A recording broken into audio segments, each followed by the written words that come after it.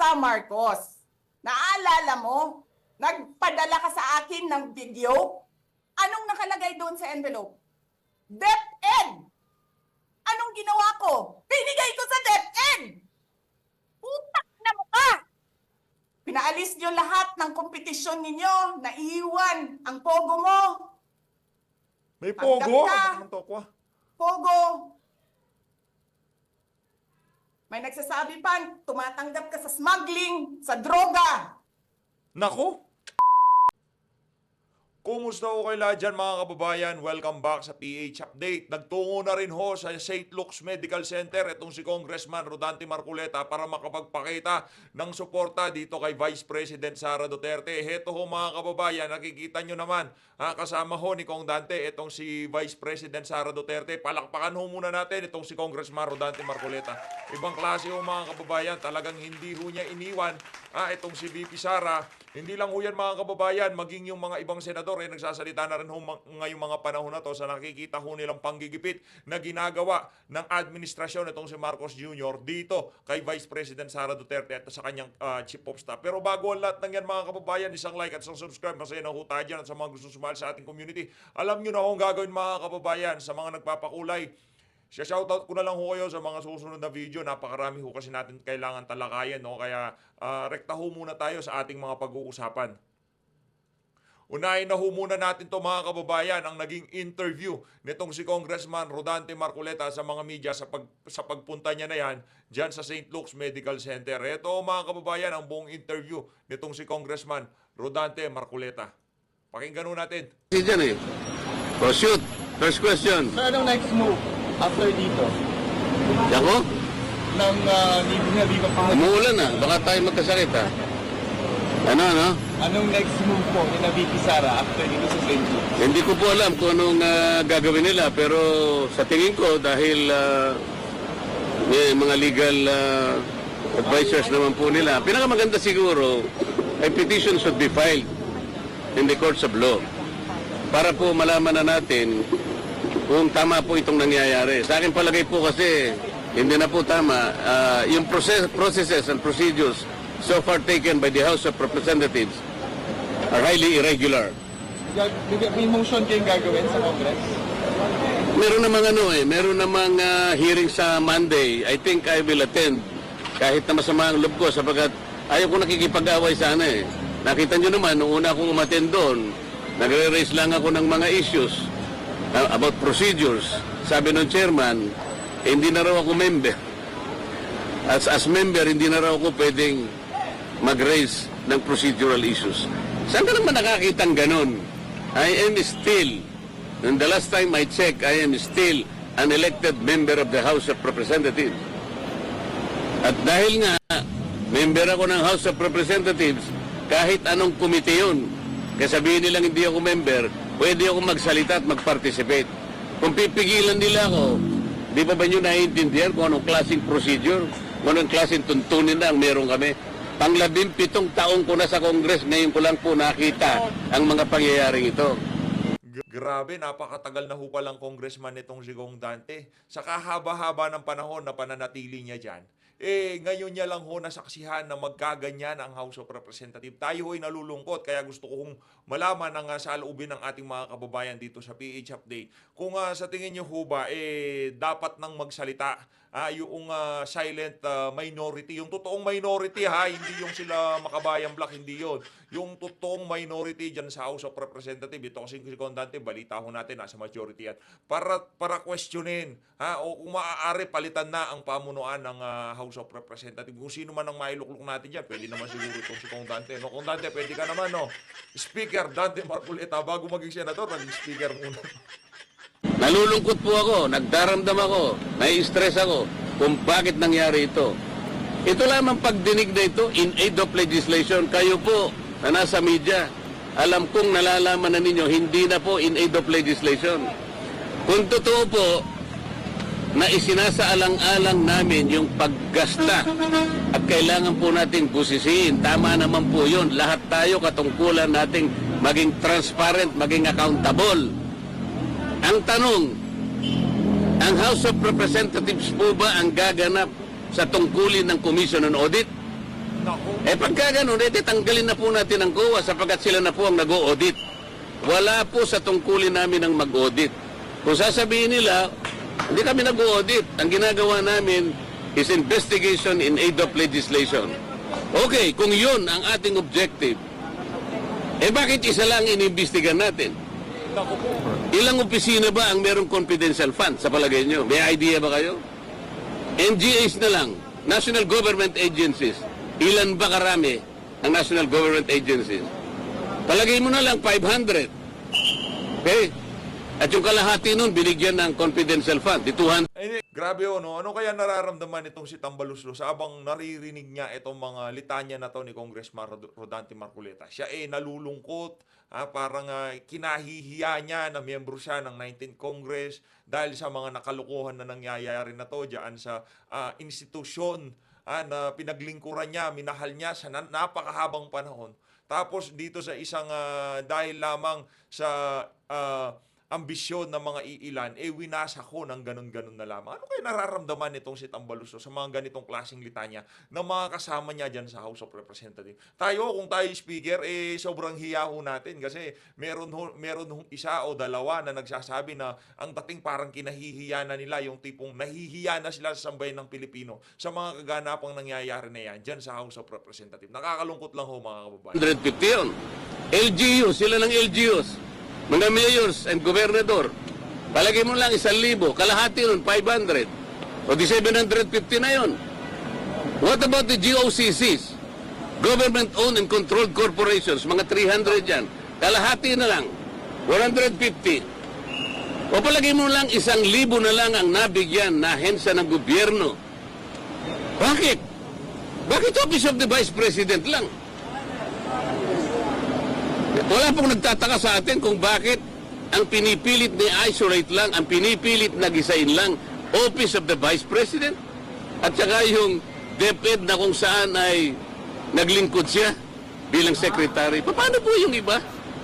Correct. In aid of legislation po ba ito? O in aid of persecution?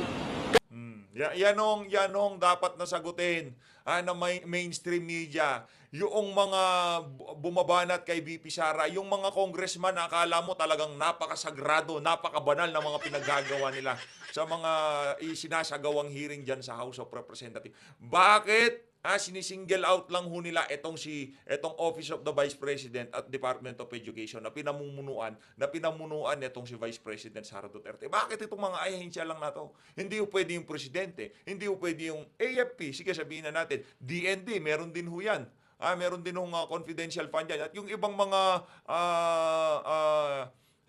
hindi involved sa military na ahensya ng pamahalaan na nagkaroon ng confidential fund sa mga nakalipas na panahon. Bakit hindi natin questionin? Bakit hindi natin pag-usapan yung mga yan? Tama, ulat ng puntong binabahagi sa atin dito ni Congressman Rodante Marcoleta. Kaya dapat mga kababayan, ibahagi nyo na ho ito para mas maraming malinawan sa ating mga kababayan na ang ginagawa nila na to kay Vice President Sara Duterte purely pamumulitika. Purely pagwasak lamang dito kay VP Sara dahil siya ang napupusuan ng ating mga kababayan na pumalit dito kay Marcos Jr. sa anumang oras mula ngayon. Okay. Kaya yun na pong mag-conclude Ang linaw po nito Hindi na po tayo dapat gumamit ng calculator Wala na pong computer na. Hindi nyo pa kayang i-memorize ito. Why are we isolating the Office of the Vice President? Yung confidential fund. Ano po ba yung Commission on Audit? Ito po ay independent constitutional body. Bakit kami po ang gumagawa? Tanungin po natin. Sa Lunes po, ako po ay mag-a-attend ng hearing po. Ipagpapatuloy po yata ang pagdinig tungkol sa bagay na ito. Nako, maganda-ganda ho ang mangyayari sa Lunes. No, kala natin talaga magiging tahimik ang ating weekend. Ready na pa naman tayo. Meron na naka-download na pelikula. Magre-relax tayo ng pakonti-konti. Meron ho palang mga ganitong klaseng kaganapan. Tayo ay lubos na nalungkot. No? Okay lang sana kahit na wala ng ganyang kaganapan. Basta wala lang mga karapatan na malabag Okay lang sana kahit na relax muna, pahinga ho muna tayo. Yung mga nasa social media, sobrang babad, mag-relax ho muna kayo. Ang nangyari ho, madaling araw pa lang ho pala, bakbakan na, bugbugan na sa social media. Anong to, ibang klase ho talaga. Okay? Pipilitin kong pumunta ron. Sana po'y walang mga away, sana po'y maging sensible, sana po ipakita nila the better arguments. Wala na po sanang gagawa ng hopya para tayong lahat po ay masaya. Para lahat makinabang po ang taong bayan. Ibig ko sabihin, sensible questioning, sensible arguments. Wala na po kasi yung quality of debates eh.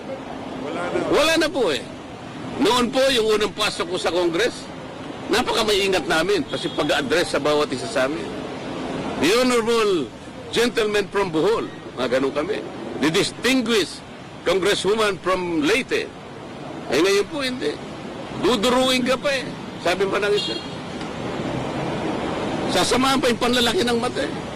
Are you rebuking this committee? Nakakita po kayo ng ganun?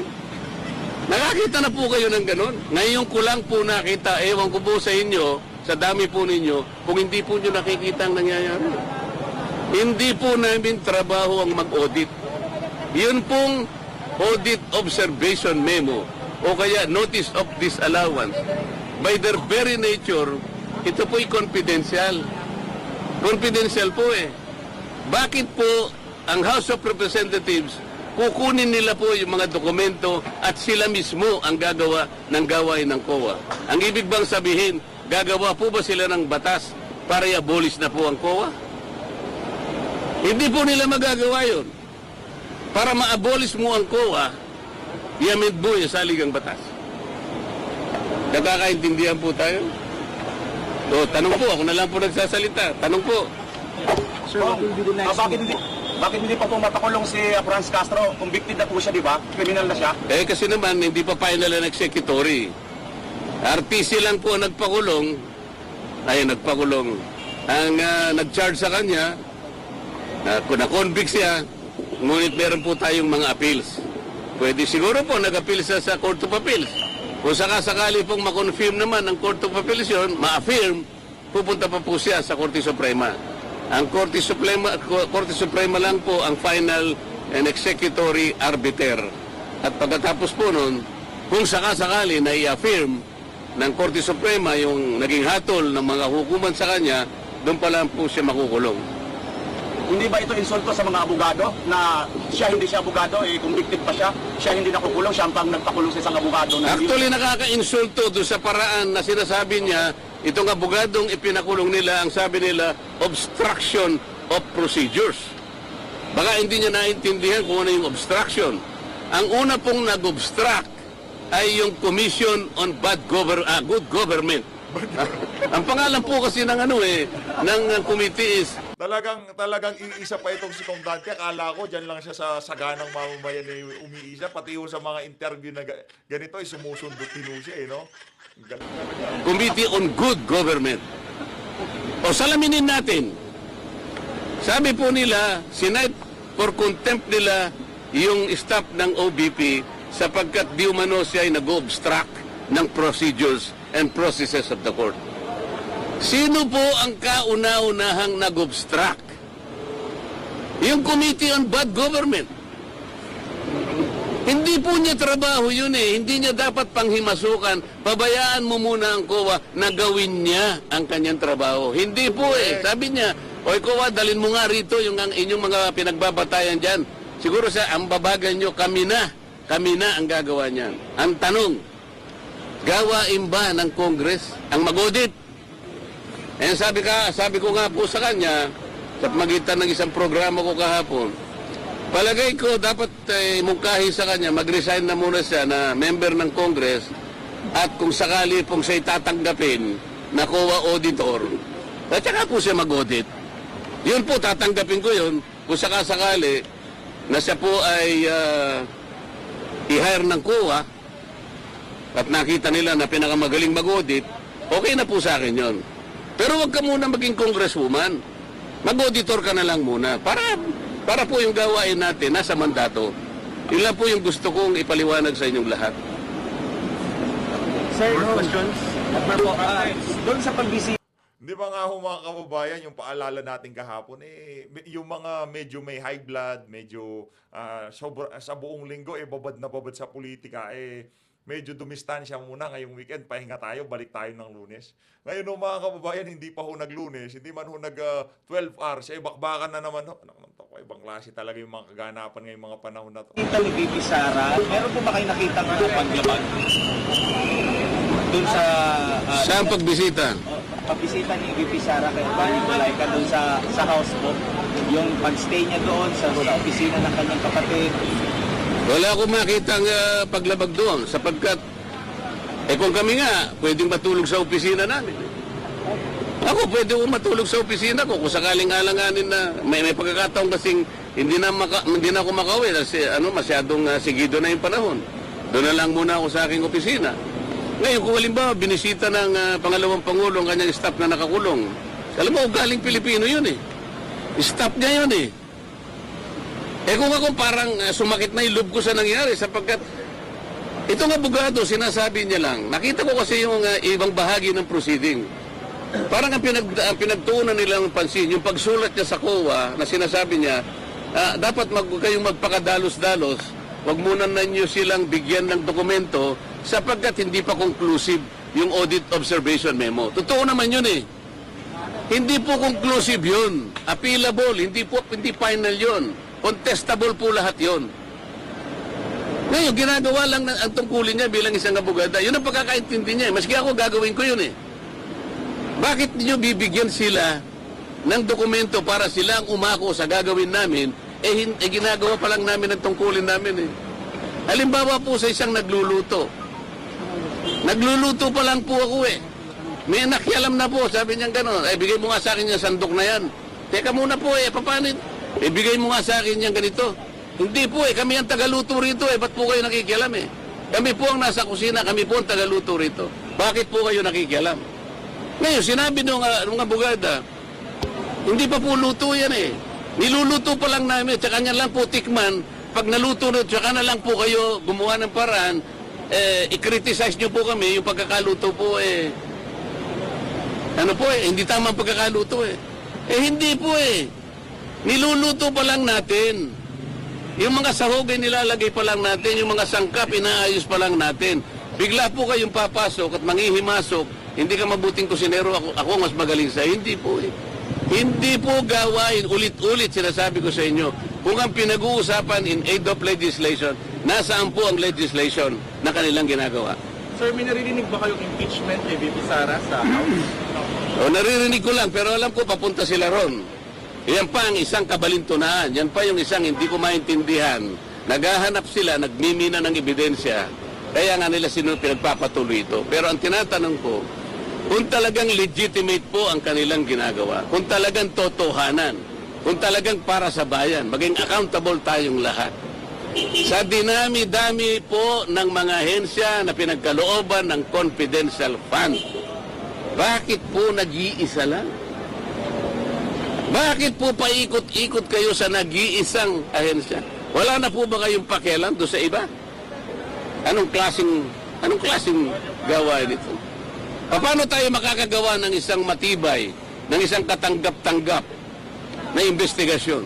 Kung sa dinabi-dami ng mga ahensiyang nabigyan ng ganong klaseng pondo, isa lang ang tutugisin mo.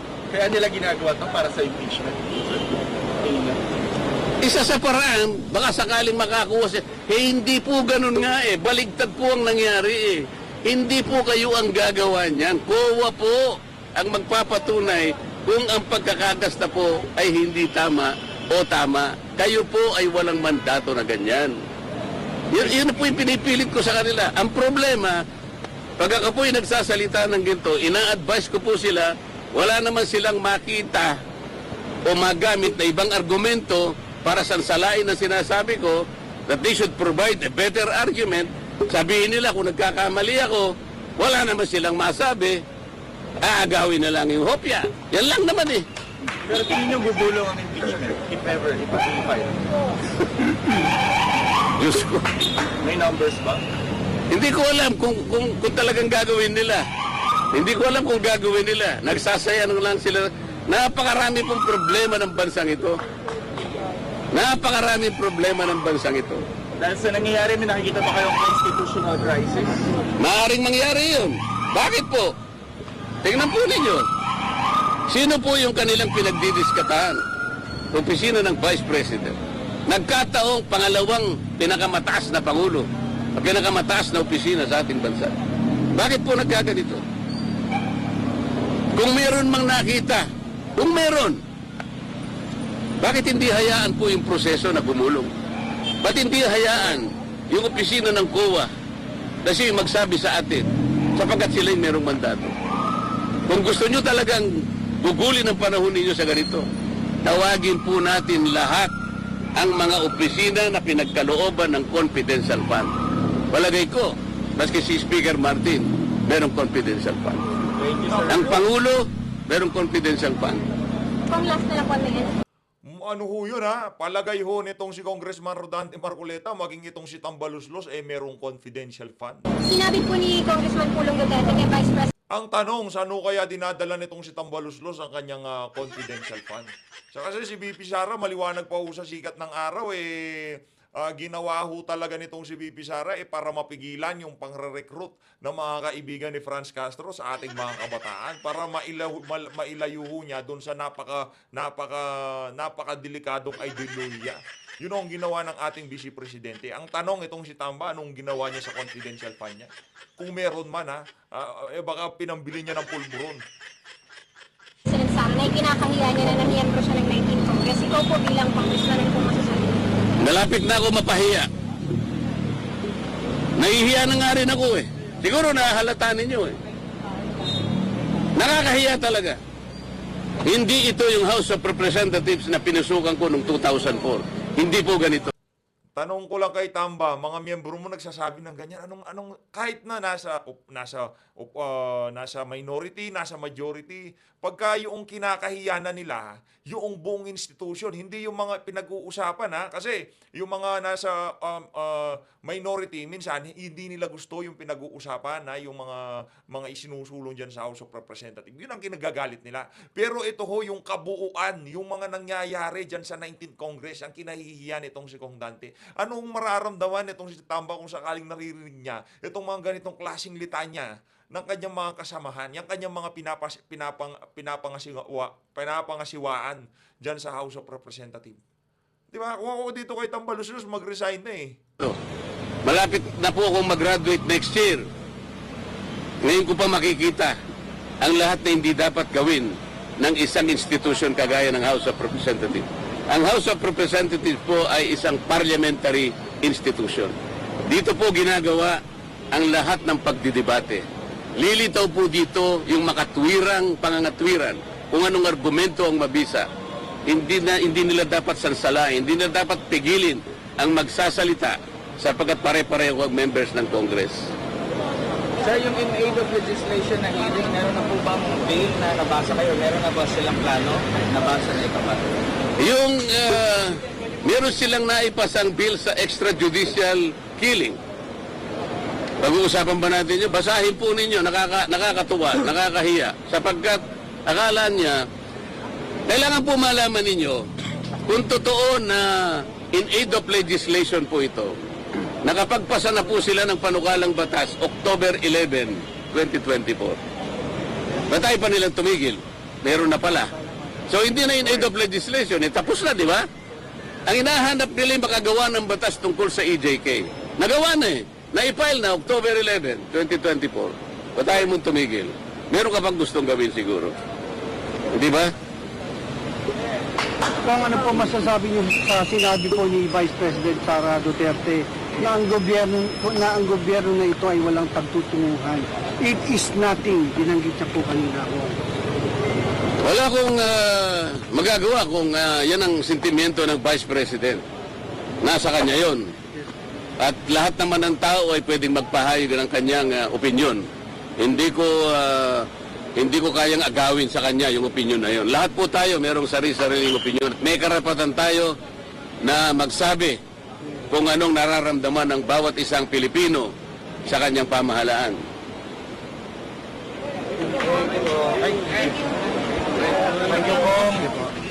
Ayun na nga mga kababayan, yun ang kabuuan ng naging interview nitong si Congressman Rodante Marcoleta dyan sa mga media. Dito naman ho sa bahagi ng video natin na to, pag-usapan naman ho natin itong naging interview nitong si Vice President Sara Duterte. Dito ho talaga ibinuga niya na lahat eh. Kumbaga ilinabas niya na ho yung kanyang mga sama ng loob. Hindi ho nagmumura itong si VP Sara. Idolo ho natin yan, no? Kaya hindi ho tayo nagmumura eh. Itong si VP Sarang, kumbaga tinitingnan natin role model eh. Di ba? Hindi ho yung nagmumura, kaya di tayo nagmumura. Pero pagka yan ay nagmura, magmumura din ho tayo. Ibang usapan na ho yun mga kababayan. Pagka si PH Update nagmura na, ibang usapan na yan. Meron na hong ibig sabihin yan. Ito na ho, pakinggan ho natin ito. Si Vice President Sara Duterte. Game. Tuloy natin. So alam namin na walang trabaho ang House of Representatives pag Friday. And then suddenly, kanina, yun na nga, sinabi niya kung anong nangyari dito na side. Tinawagan niya ako, sabi niya, you need to come because I need a lawyer. So pagdating ko dito, I told them I'm the lawyer. Pumasok ako. And then I read the order. And then while I was reading the first order, another order came in. And then nakita ko doon sa order nila na parang by unanimous vote, parang ganyan. And then sa akin naman, parang paano kayo nag-meeting? Wala nga kayong trabaho pag Friday. Sobra kahayahay ninyo ng mga tao. Kaming lahat, sa Office of the Vice President, Monday to Friday ang mga trabaho namin. Sa ibang opisina, Monday to Friday. I'm not saying na bawal yan. But, alam mo yon, that is something that civil service should think about. May mga opisina ng gobyerno, 4 na araw lang pumapasok. Yung iba, 5 araw pumapasok. Nandyan sa daan, sa init, sa ulan, nandun sa bundok, naglalakad, tumatawid ng mga sapa, Monday to Friday, mga government employees. And then we have a House of Representatives, Monday to Thursday lang ang trabaho.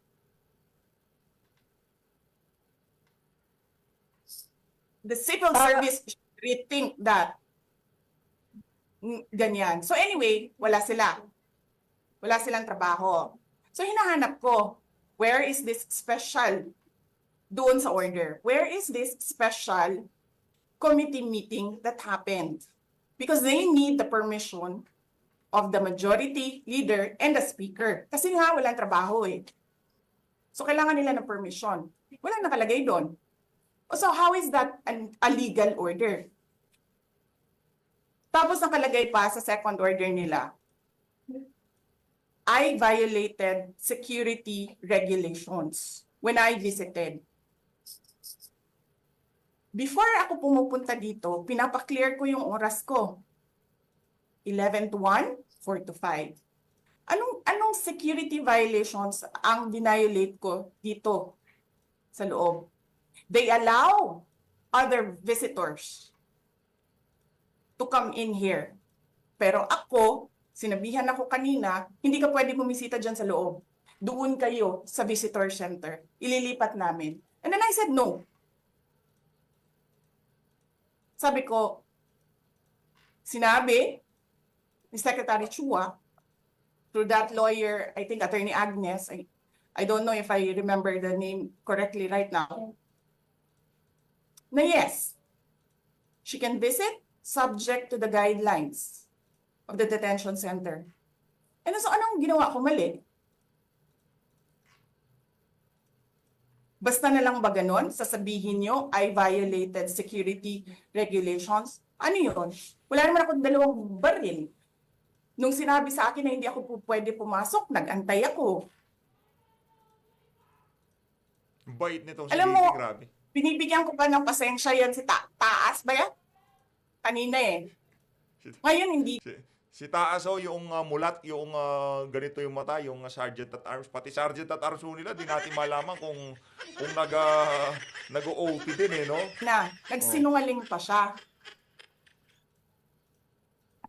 Na I refused daw to leave last night when I did not even know na pinapaalis ako. Ang sinabi lang sa akin, papatayin ang kuryente. Which I said, okay lang.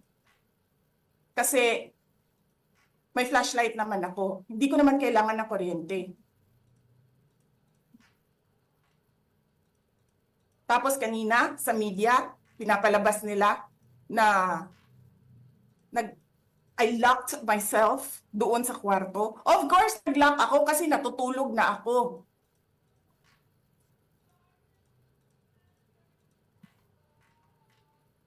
Tapos, what? Bawal ako magstay sa opisina ni Congressman Pulong Duterte. Bakit? Is that government property? I was allowed by the lawful occupant and possessor of that office Igo. to stay there. Ego lang ho yan, ego lang ni Tamba na hindi niya matanggap na pinasok sila nitong si Vice President Sara Duterte at matutulog siya sa isa sa mga opisina dyan sa House of Representatives. Ego lang ho, ego lang yan, ego. To assist a detainee who is inconsolable right now, na hindi mo na alam kung yung sakit niya sa likod is a heart attack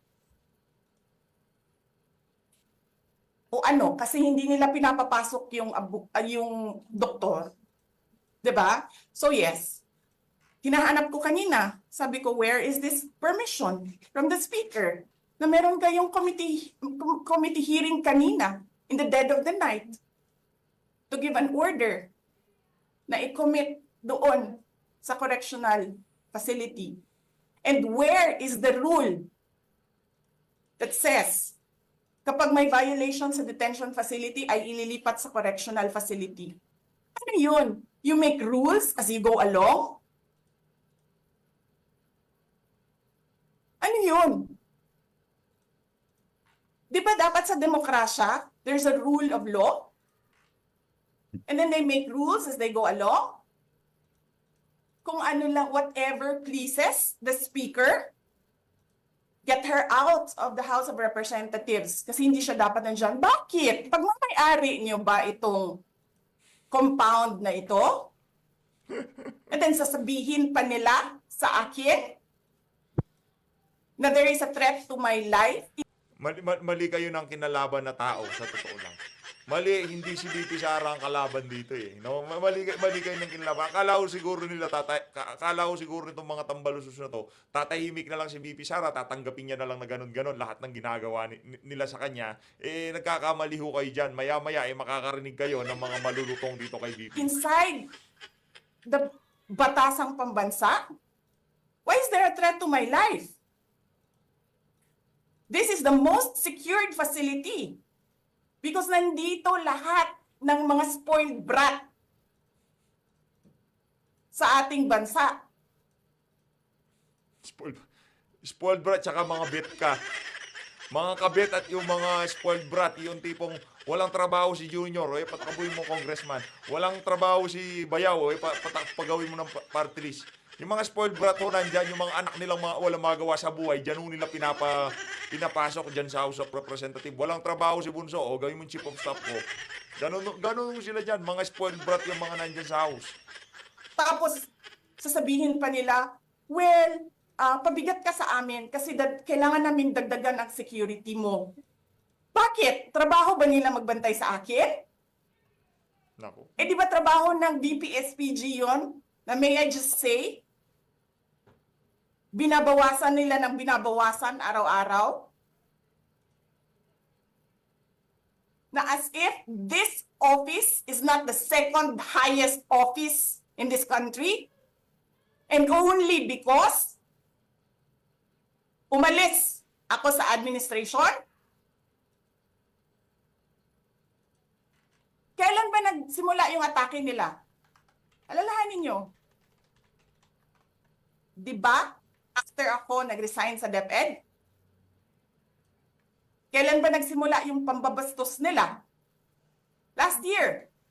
After that meeting with the Makabayan Bloc and Martin Romualdez. They started destroying my name, pummeling me, in the media with a multi-million PR campaign. Pinastos pa nila ako ng mga pagsisinungaling nila na kesyo taksil, kesyo korap, abusado. Putang ina ninyo. Putang ina ninyo. Tayo di tayo nagmumura dito. Pero pagka ito nagmura na, mapapamura ko talaga tayo. Anak ng toko. Hindi ko puputulin yun. Salubungin nyo ng malutong. Inyo yun. Para dito kay Tamba, kay Lisa, kay Marcos Jr. Inyo yun. Sige madam, banatan mo na. Sino ang korap? Hmm. Yung mga congressman na yan na nag-hearing, anong sinasabi nila? Pagkatapos, pag na-off na ang mic, pag wala ng media, pasensya na kayo ha. Kailangan kasi namin ng pera. Mag-eleksyon na kasi. Pakisabi kay Sara ha. Hindi ko naman gusto tong ginagawa ko eh. Putang ina, hindi mo pala gusto ginagawa mo eh. Bakit mo sinisira pangalan ko? Joel Chua. Ayan o ha. O Joel Chua. Yoko na. Okay na yun. Di ko talaga kasi tayo sanay, no? Ibang klase ko talaga tong si Baby Sara. O Joel Chua. Ba't mo sinisira pangalan ni Baby Sara? Kung ayaw mo pala ginagawa mo, edi mag-resign ka dyan sa bad government.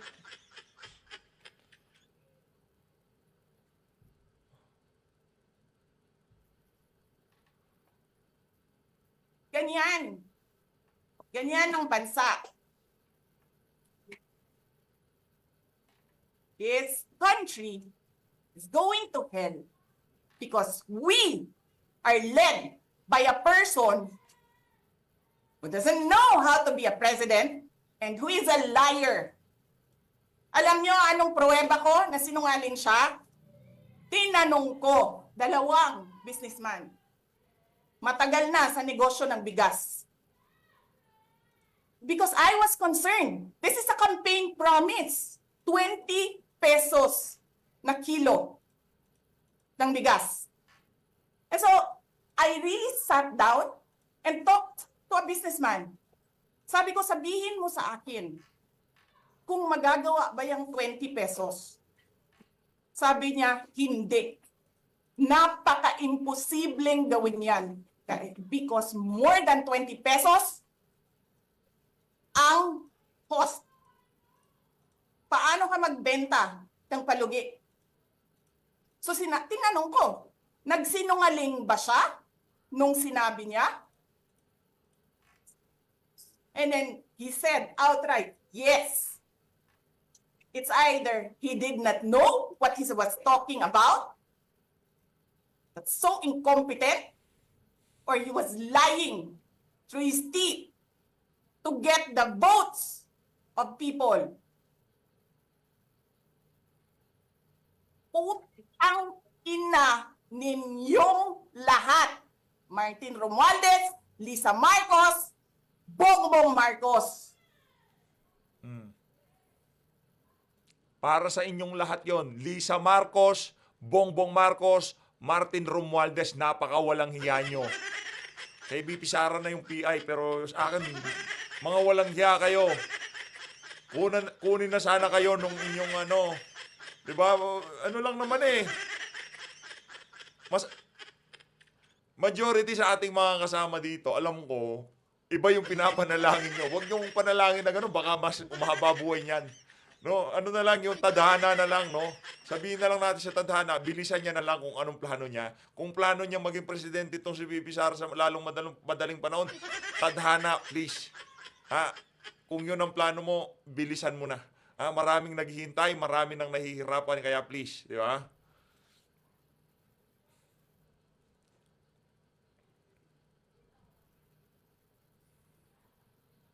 Ginigit-git nyo yung mga tao ko dyan sa envelope na yan. Lisa Marcos, naalala mo, nagpadala ka sa akin ng video? Sinabihan mo ako saan kukunin ang pera. Pinakita mo ang muka ng tao doon sa video message mo. Nako, ito na nga ho ba? This is she's been working with us for the longest time. We trust her.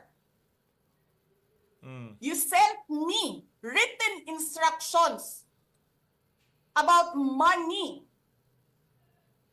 Millions a month. Anong nakalagay doon sa envelope? DepEd. Anong ginawa ko? Binigay ko sa DepEd. Putak na mukha.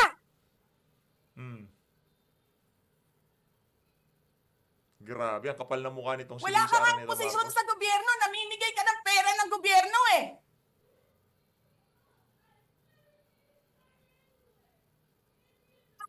Sisirain mo yung tangal ng mga kasama ko sa Office of the Vice President. Sasabihin niyo sa mga tao, nakaw yan, confidential funds yan. Niwala nga kayong isang proof na confidential funds yan. Naniwala lang kayo sa isang babae na ang pangalan ay Gloria Mercado na nagsabi confidential funds yan, na hindi nyo nga nilabas na wala pang confidential funds, meron ng white envelope. Kasi 2022 pa lang, tangina mo ka, may utos na ng pera sa DepEd.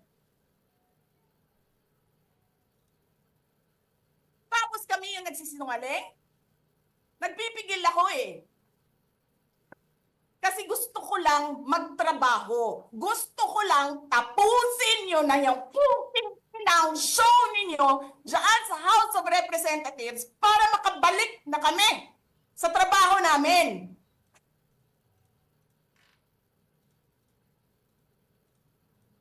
Tapos ganyan ang gagawin ninyo sa amin dahil hindi kami sumusunod sa inyo? Dahil ayaw na namin tumulong sa inyo?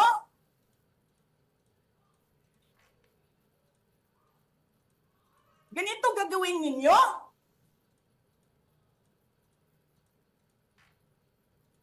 Presidente ka, may speaker ka na involved sa bribery ng Supreme Court justices. May video, may kaso, may witnesses. Hindi mo tinanggal yung speaker mo. Pinabayaan mo siya abusuhin ang pera ng bayan. Paikot-ikot sa buong bansa, namimigay ng pera na para bang kanya yung pera.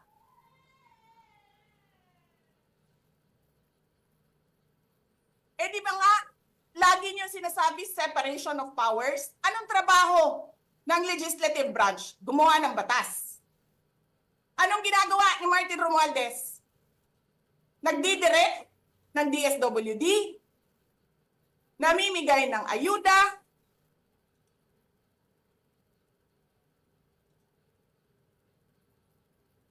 nagsasabi kung anong bibigay, anong ibibigay, anong gagawin, sino ba ang presidente dito?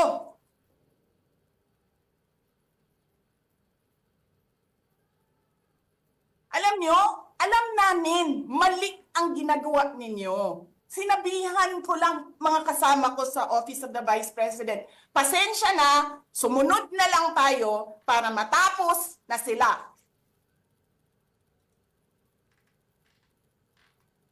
Tapos ganito ang gagawin ninyo? Alam namin, walang contemptuous doon sa ginawa ni Yusek Lopez. Wala. Lahat ng tanong, sinagot niya. Pumunta siya. Maayos siya kumausap. And then sasabihin ninyo sa amin, bakit kami susulat sa COA? Bakit hindi kami susulat sa COA? Hindi tapos ang appeal namin. Hindi tapos ang audit namin.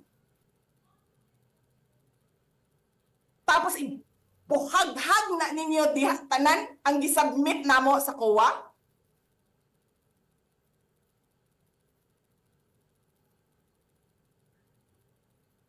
Tama ba yun? I have a video of Chairman Gamaliel Cordoba. Sinasabi niya, mali ang ginawa niya. Tama ba yun? Ikaw ba ang auditor? Ikaw ang appeals. Wala pa kaming audit? Sasabihin mo na mali kami?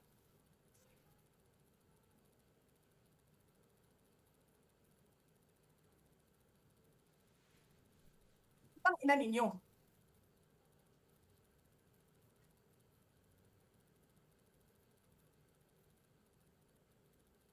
Hindi pa kayo nakakita ng kalaban na tulad ko. Naku, matindi ho yun. Nagpigil ako na nagpigil. Kasi masama sa bayan. Hindi maganda ang political instability.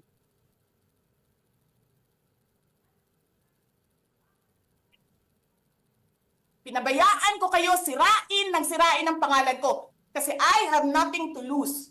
Sinira niyo na siya. Wala na siyang ikakasira pa.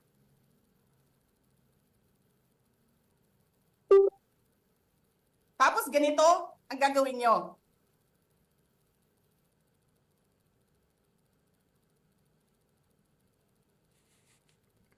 Sinira na nga pero nagna-number 1 pa rin sa mga survey, no? Yun ang kinasasama ng loob nila sa totoo lang, no? Sa kabila ng panyuyura, paninira, pambababoy dito kay Bibi Sara, nagna-number 1 pa rin ho siya sa survey kaya talagang ayaw ho siyang tantanan.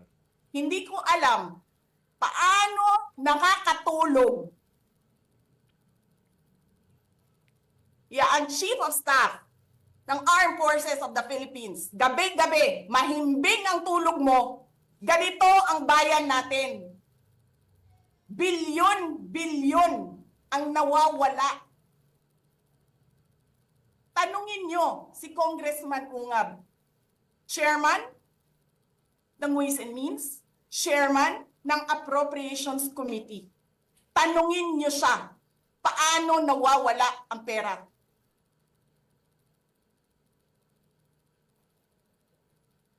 Paano nyo ginagel ang pera ng Department of Education?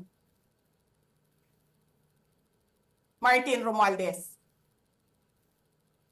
Inattach nyo ang projects na hindi man lang dumaan sa paaralan, sa SDS, sa region, even sa central office.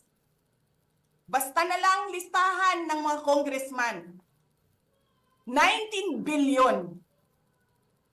Tapos, nung 1 billion na lang ang naiwan sa DepEd, anong ginawa nyo? Kinuha nyo ang 5 billion sa repairs, nilipat nyo para mukhang lumaki ang pera.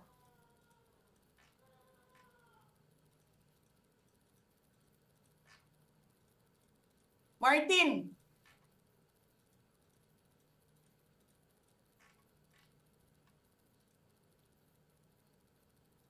nangangampanya tayo. Nakasakay tayo sa eroplano. Magkatabi tayo. Nagre-reklamo ka, putang ina ka, walang pera. Kasi, ano sabi mo? Gium-um ni Lisa Marcos o ni BBM ang kwarta. Walang pera sa kampanya kasi hindi nagbibigay si BBM at si Lisa. Ginigipit nila. Kinukuha nila lahat ang pera. Reklamo ka ng reklamo sa akin. Ano sinabi ko sa'yo? Huwag ka mag-alala. Lahat ng gusto tumulong sa akin, ipapadala ko sa iyo. Kunin mo lahat. Nagreklamo ka kay Medi Poblador. Kasi tumatanggap ng pera. Ano sabi ko sa'yo? Kausapin mo si Medi, kunin mo lahat ng pera. Lahat ng makuha mo na gustong tumulong sa akin, kunin mo. Gastusin mo. Ano sabi ko sa'yo? Pasensya ka na. Wala ka ng pera. Ano sabi mo sa akin? Sabi mo sa akin, okay lang. Pag nanalo kayo, babawiin ko lahat yan.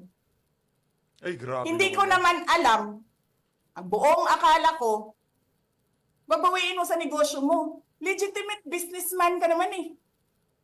Mina, pagsira sa kalikasan, legitimate na pagsira sa kalikasan, negosyo mo, media, negosyo mo, ano pa bang mga negosyo ni Martin Romualdez, sulat niyo yan lahat. Akala ko magninegosyo ka lang. Kasi businessman ka naman. Hindi ko naman alam, binubulsa mo. Ibubulsa mo, kakamkamin mo, ang legal na pera at illegal na pera. Tanggap ka sa illegal, tanggap ka sa pogo. Pinaalis niyo lahat ng kompetisyon ninyo, naiiwan ang pogo mo. May Tanggap pogo? ka. Ano naman to, kwa? Pogo. May nagsasabi pa, tumatanggap ka sa smuggling, sa droga. Naku! Tapos kuha ka dito sa National Treasury. Akin ito, akin ito. Babawiin ko lahat.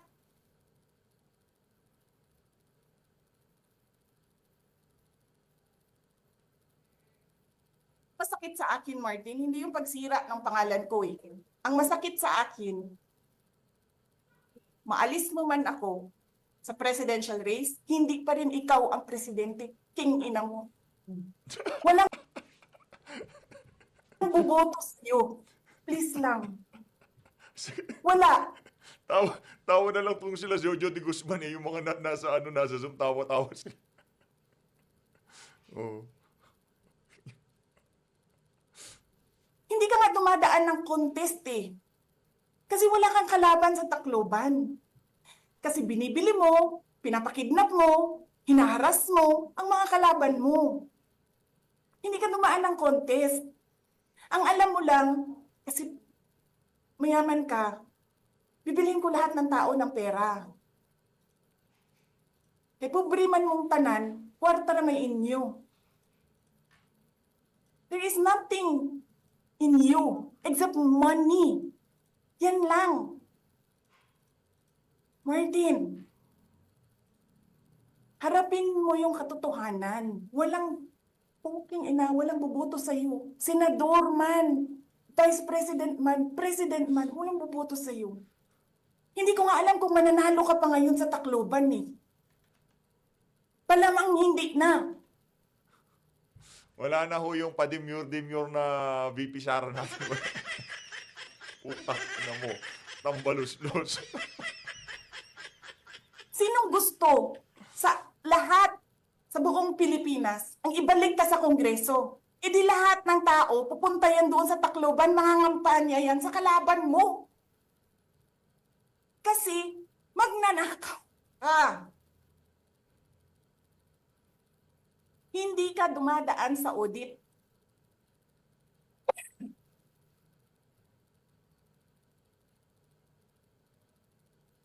Milyon-milyon, buwan-buwan, certification lang ng congressman. 1 million, 2 million, pirma lang. Alam nyo, bakit alam ko? Kasi may MA din ako. May MA ako sa DepEd, may MA ako sa OVP. Pero sa amin, sa akin, nire-require ako ng resibo ng COA. Pero alam ko, certification lang ang kailangan. Pero nagko-comply ako. Bigay nyo lahat ng resibo. Pero ikaw, pirma mo lang, hindi mo nga ata pirma yan, pirma lang ng staff mo yan. Milyon-milyon dyan sa Committee on Accounts. Lumalabas ang pera. Pirma nyo lang. Walang nag-audit sa inyo. Sino ang nag-audit ng confidential funds ng Office of the President? Wala.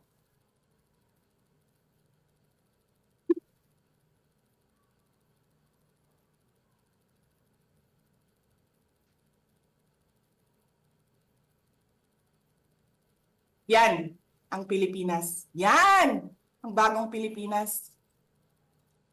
Ayun na nga mga kababayan, ituloy na lang ho natin mamaya. No? Gawin natin two-part tong pagsasalita na to ni Vice President Sara Duterte. Kahit na nagmumura tong si BP, maganda pa rin, palakpakan ho natin. Yan ang presidente ho natin, palaban. As always, maraming salamat ho sa pagsupport sa PH Update. Mag-ingat ho kayong lahat. Pagka nagkaroon na ng panawagan na kailangan na nating lumabas, tayo ay lalabas na para makapagpakita ng suporta dito kay Vice President Sara Duterte. As always, mag-ingat ho kayong lahat. Mahal natin Pilipinas. Maraming salamat, BP. Mabuhay ho kayo.